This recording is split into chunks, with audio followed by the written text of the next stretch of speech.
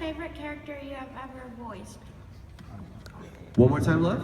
Favorite character you voiced? Go.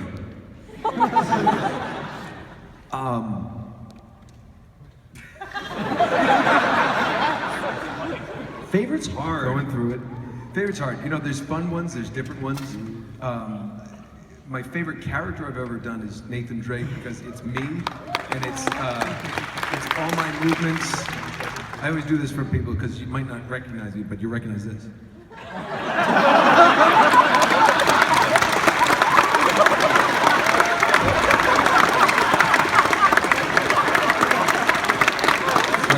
That was my favorite one to do.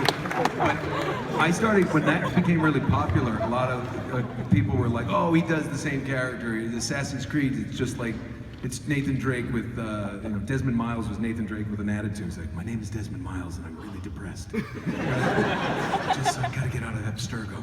And then they got him out. Permanently. But you know what? Arkham came along, and I got to do the Penguin. And I got to do that.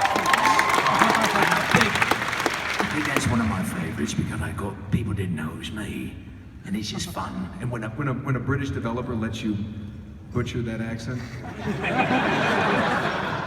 spot on. So that one's really a lot of fun for me. So that's probably one of my favorite voices to do. But the character, because Nathan Drake was so involved, it's 10 years. 10 years. Go. For me, my favorite of his is David from The Last of Us. Oh no, your favorite. I know, but I'm chiming in too. You really think I'm gonna say David to a little girl? That's right. My favorite's David. Would definitely David from Last of Us. Now why don't you run, Rabbit? Tiny little pieces. Tiny little pieces. For me, like, as there's take like 5 people and put them inside my head. The Last of Us was such a monumental thing for me because it was the first time I was at a Naughty Dog game. We knew that it was going to be a watershed moment for gaming, and for me to be able to do that character, that makes it a favorite. Being a huge BioShock fan, Booker DeWitt was like, holy cow.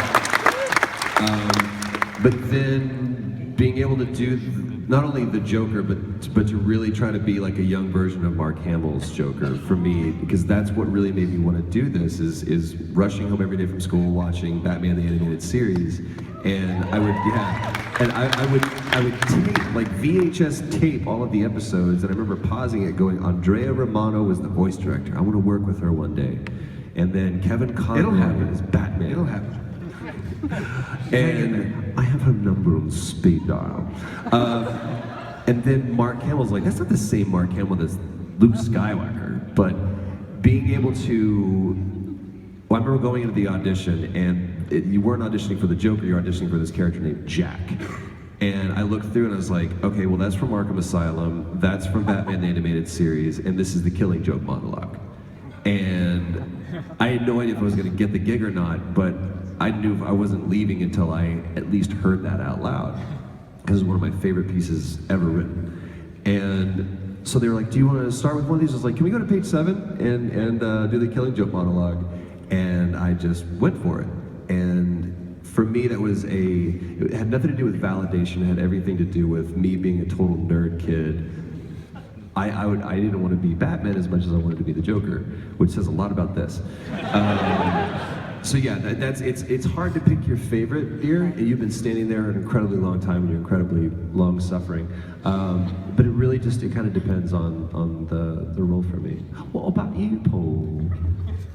Favorite voice, if that's the question. My favorite voice ever to hear was Richard Burton. He's way before your time. Welsh. He's Welsh, yeah, Welsh. another Welshman. But in terms of video games, I mean... Favorite voice of you? You guys basically do all the voices for video games, there's no one else, it's just the two of you. 98%. I got kids. Yeah. There's parents out there. You little things are expensive. Oh my God, I'd have a plane. Good? I'd have kids. Thank you, love. It's a great question. Thank you. Give her a hand. She's awesome.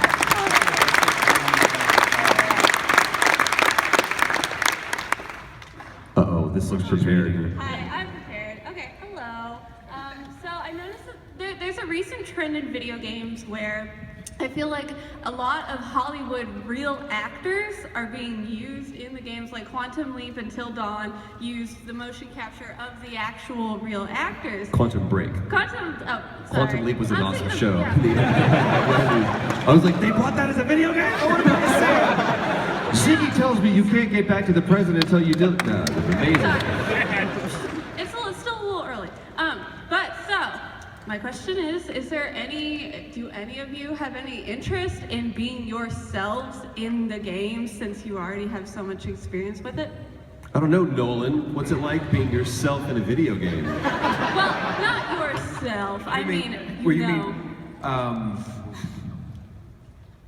if someone offered it to you, would you do it? You mean like, you're saying like if Have it's, the character be you modeled mean use after my you? likeness? Oh. Yes, 100% you. Stay tuned.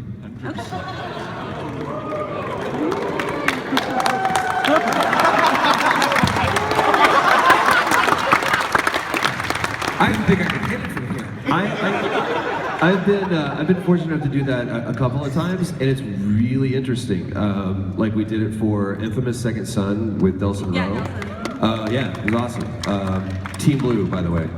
And then we got to do it for Call of Duty Advanced Warfare with Kevin Spacey. And it's interesting because there's something about the anonymity that I actually do enjoy. I like being able, I like when people go, that was you, as opposed to, that was you. So for me, my job is to hide behind the character. My job is to have the character out front and have me be secondary to that. So it's kind of like, I want to be more like Daniel Day-Lewis or Gary Oldman. I didn't know what either of those guys really looked like for years, because I just knew them as the characters that they did. So that's kind of the template that I like to use.